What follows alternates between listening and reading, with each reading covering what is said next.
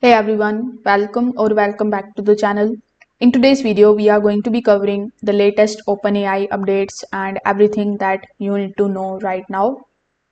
Now, OpenAI has been rolling out the new features, the model improvements, and the tools that are changing how people use AI every single day. So, let's break down the most important updates. So, first of all, let's talk about the new model improvements.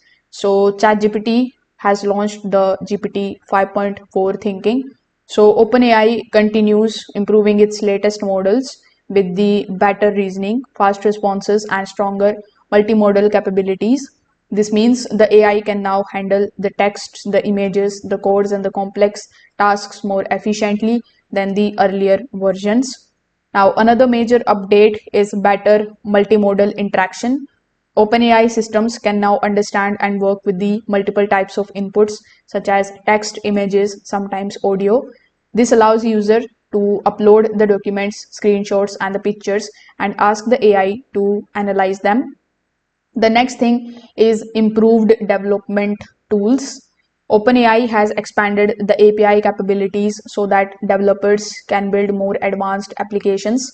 These tools allow companies to integrate AI into the apps, automate the workflows, and create the custom AI assistants.